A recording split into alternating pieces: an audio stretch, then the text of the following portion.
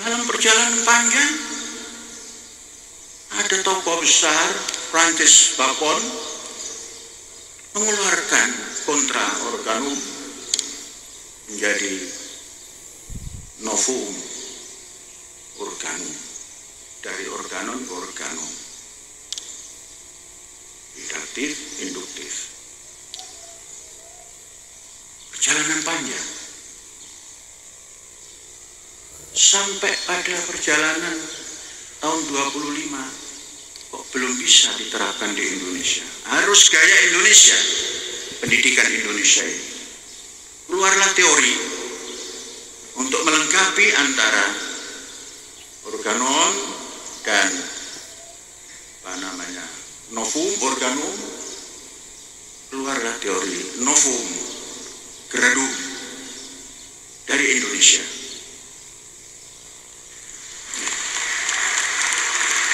Apa itu novum gradum? Itu sesungguhnya ketidakpuasan pelaksanaan pendidikan yang terkotak-kotak, yang tidak bisa mendunia. Novum artinya baru, organum artinya lompatan. Di sini pendidikan kullu hizbin bima ladaihim farihun.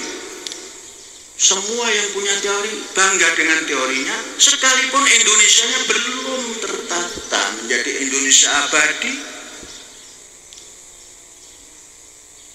Maka bertanya, bisakah Indonesia abadi kalau pendidikannya seperti ini?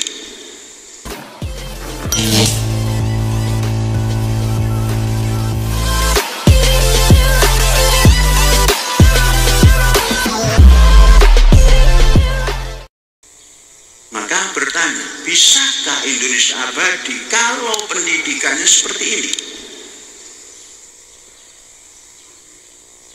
Maka Novum Organum membuat satu petisi. Petisi yang belum disampaikan. Ini harus ada perubahan. Maka ada itu ditampil. Transformasi revolusioner. Harus revolusioner. Sebab apa? Sekarang berbicara emas. Tinggal 15 tahun, tinggal 20 tahun. Harus revolusioner. Transformasinya harus revolusioner di bidang pendidikan. Investasi pendidikan. Memang mahal. Tapi nanti ekonomi, pembangunan yang lainnya akan berjalan kalau mainnya ini kokoh. Orang membandingkan Indonesia kadang-kadang dengan Jepang. Mengapa Jepang tahun 45? Bom Indonesia tahun 45 merdeka. Mengapa Jepang duluan tampil berhasil? Ini bukan ahli pendidikan yang ngomong gitu. Dan bukan ahli sejarah. Mengupas pendidikan harus dikupas dengan pisau sejarah. Orang yang tidak mengenal, tidak memiliki pisau sejarah, permukaan yang dibaca. Orang tidak membaca, Jepang bisa menghancurkan Pearl Harbor, punya Amerika, yang maha kuat. Dibalas oleh Amerika, yang tidak adil, dengan bom atom, hancur. Hancurnya Jepang sudah punya pondasi kuat, maka sekali tiup jadi. Indonesia ketika itu nyanyiannya masih yang dilekaran oleh Bu Sud.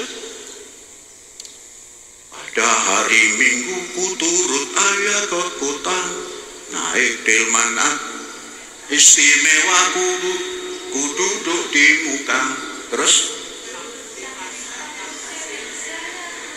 tuk tik tuk, suara sepatu kuda.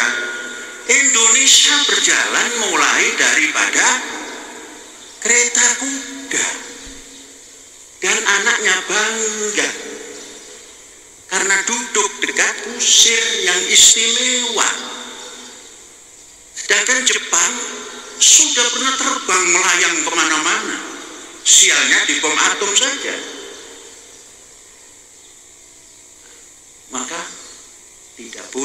dibandingkan seperti itu. Sekarang harus bangkit secara revolusioner itu, ya, transformasi revolusioner.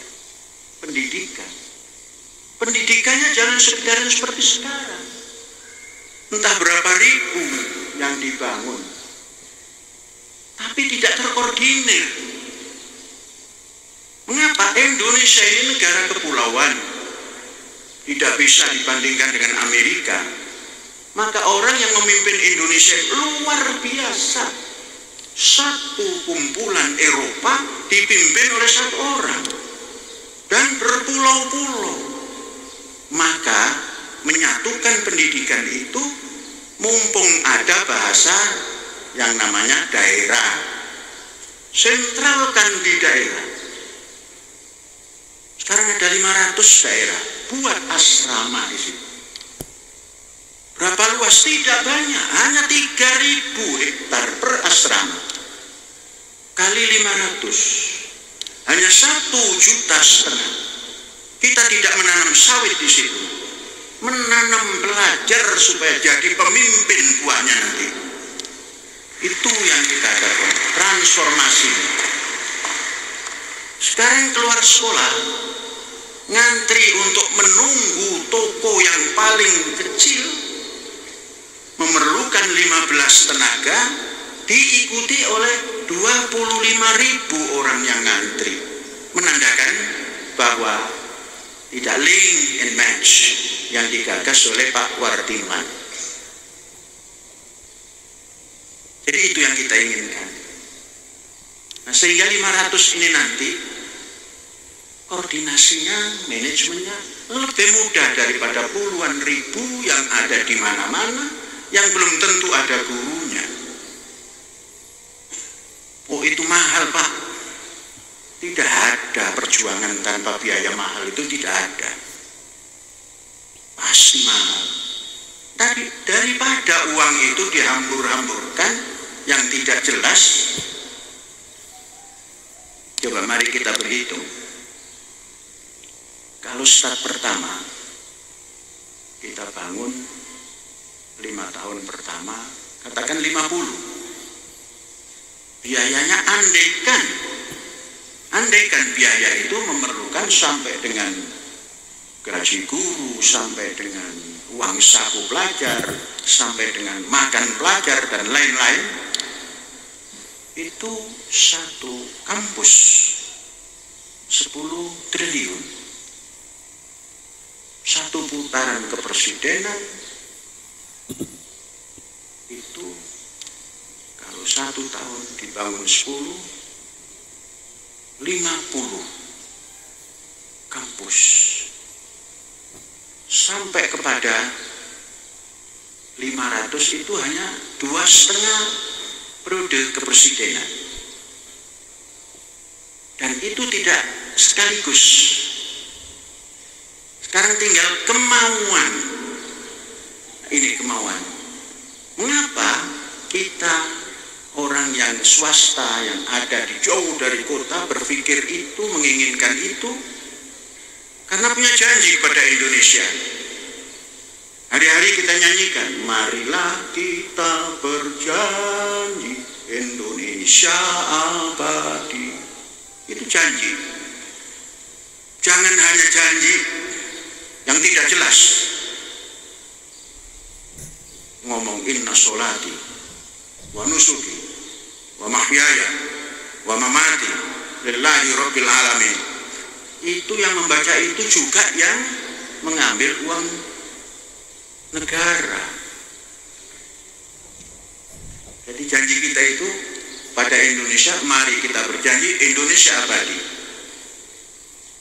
Maka frasa-frasa yang tidak seperti tuntunan yang ada, ini harus pelan-pelan dihapuskan. Seperti contoh NKRI, harga mati.